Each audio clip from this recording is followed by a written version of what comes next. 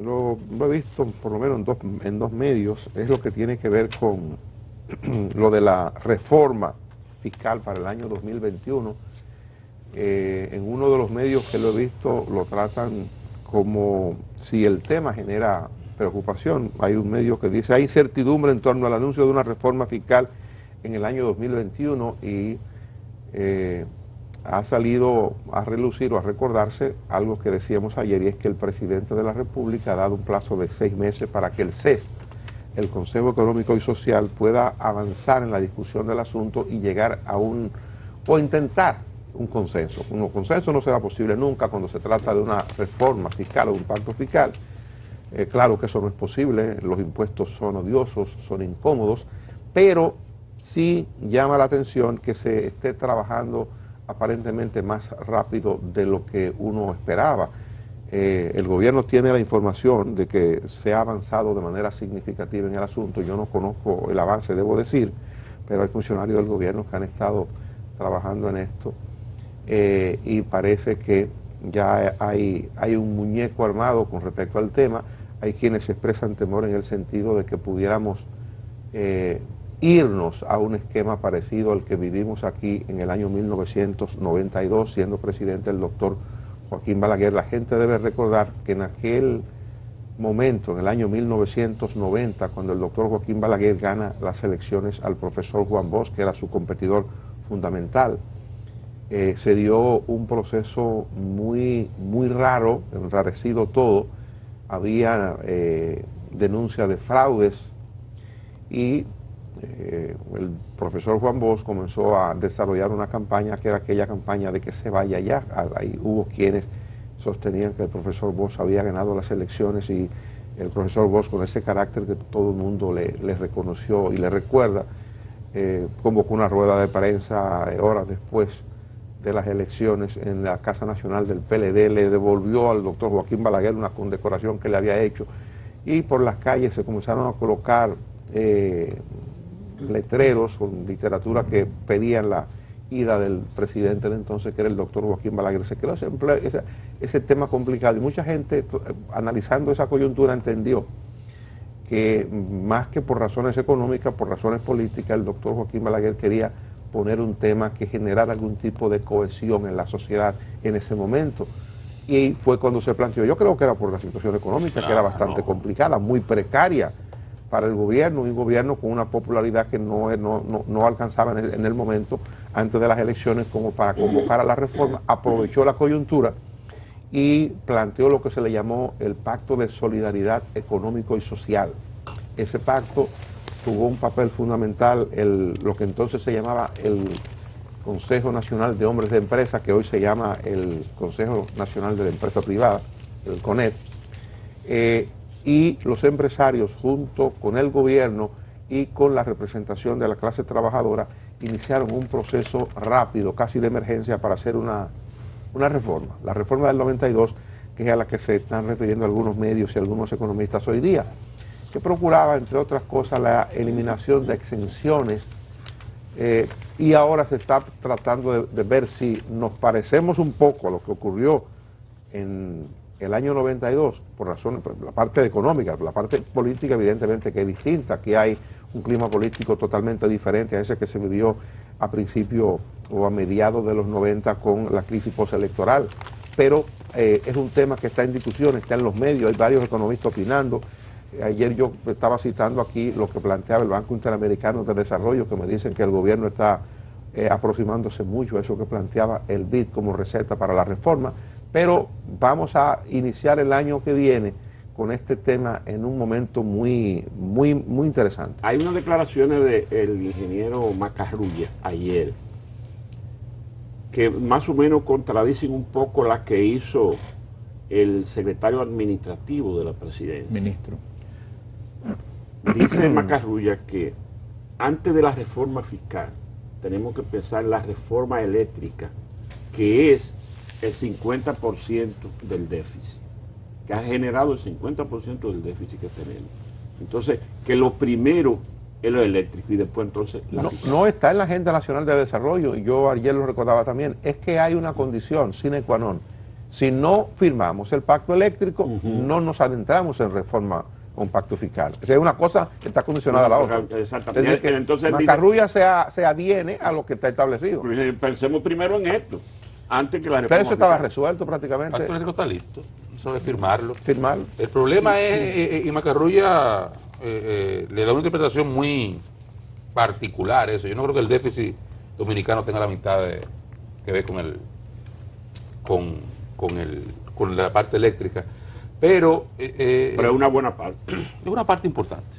Pero desde que se vencieron los acuerdos aquellos de Madrid que establecían una serie de costos, de sobrecostos en la contratación de las plantas, que en su momento además tenían una mayor, el parque energético dominicano tenía una mayor proporción de combustibles fósiles bastante caros. Desde entonces, de aquellos años en el cual hablábamos de subsidios que en algún momento llegaron a superar los $1.000 millones en un año, además de las transferencias a las EDES, al día de hoy hay una transformación del parque eléctrico, se genera energía mucho más barato, hay mucho menos pérdidas, hay sectores donde más se entrega energía, que es el 100%, los barrios que tienen 24/7, los sectores que tienen 24/7, que se cobra toda la energía. Hay todavía que hacer inversiones en algunos sectores, pero no comparto el criterio del ministro Macarrulla de que la mitad del déficit dominicano sea por el sector eléctrico, y no creo que él tenga data que le avale esa posición. De todas formas, independientemente de esa valoración de Macarrulla, dándole un poco el contexto, Dani le daba el contexto, digamos, sociopolítico a la reforma del 92, que es con la que se quiere comparar ahora. Y yo le quiero dar un poco el contexto económico y geopolítico, que no tampoco, no sé, por eso no entiendo por qué la comparación, pero a nivel de la integralidad que se buscaría. Porque es que en el 92, ahí a principios de los 90, a lo que se embarca República Dominicana es una transformación del modelo recaudatorio a partir de una realidad geopolítica que se nos impone. Ya vamos a salir del proteccionismo de los 70 a la liberalización de los mercados a partir de los 90. Y ya comenzamos a ver un mundo integrado con aduanas abiertas, reducción de aranceles, entonces ya las aduanas no podían ser el soporte medular de los ingresos del Estado, tenían que ser las rentas internas. Y ahí inicia un proceso de transformación estructural de los patrones recaudatorios, digamos, los patrones fiscales del Estado. Hoy día eso no operará tampoco en esta reforma, no puede operar. Se va a abordar, y yo creo que lo que ha estado planteando el BID, que lo planteó ayer en dos direcciones, tanto el representante en el país como el director gerente del BID, lo planteó también en el caso de República Dominicana, es una reforma que va inclinada a la eliminación de las exenciones. ¿Qué eliminación de exenciones? Bueno, vamos a sentarnos a discutir desde las eliminaciones por ejemplo, con Frotur, ya se habló claramente de limitarlas, cómo usted va a limitar cantidad de años, cantidad de dinero. Estamos hablando de incentivo a la inversión turística. Sector industrial. Sector industrial, que tiene algunos incentivos, y hablaba el mismo del BID, este señor, que ustedes ven en las imágenes de ayer, hablaba ya de la limitación de los incentivos a la zona franca. Entonces, por ahí se va a ir también, pero ¿qué más está exento? Yo lo decía ayer, la canasta básica en el IVA, en el impuesto al valor agregado, que aquí le llamamos ITEVIS, la canasta básica completa está exenta. Eso va a colocarse sobre la mesa. Y yo no sé si todo, o buena parte, va a entrar en un modelo de gravamen, aunque sea reducido, pero va a entrar. El planteamiento de gravamen total y reducción del tiempo de pandemia, pegarle a la salud. Reducción del 18 y universalizar la base de aplicación del ITEVIS. Ese es un modelo, a mí personalmente me gusta, porque además de que impacten los ingresos desde el punto de vista de que amplía la base y genera más dinero, por el impuesto mismo, reduce considerablemente la ilusión, porque ya tú no tienes dónde meter, dónde rejugar. Sí, hay más control. Hay más control, porque ¿cuánto vendiste? 100 pesos, no me importa si lo vendiste en arroz o lo vendiste en un reloj. Tráeme los 10 pesos, digamos que la tasa sea 10%. Vendiste 100 pesos, dame mis 10 pesos. Y eso genera un nivel de control. Entonces, a mí personalmente ese modelo me gusta. Ahora, eso tiene un costo político y social.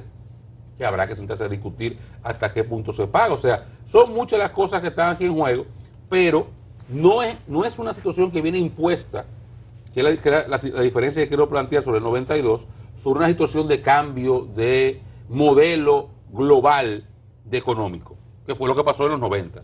República Dominicana no podía mantenerse al margen de lo que estaba pasando en el mundo y se adecuó. Ahora hay que generar recursos en la economía para cubrir los costos del gobierno, en deuda y en atender las necesidades de la gente. Y eso no puede prolongarse más, lamentablemente. Es una discusión que tenemos que tener ahora. Y yo puedo entender lo que dice Macarrulla, que el pacto eléctrico, Dani citaba muy bien, que es algo que está adelante, y es verdad. Todo el mundo, y creo que incluso la propia ley de Estrategia Nacional de Desarrollo plantea que el pacto eléctrico va primero. Y si no lo plantea, ya es algo que se ha concebido así. Pero las necesidades del gobierno son perentorias, ¿eh?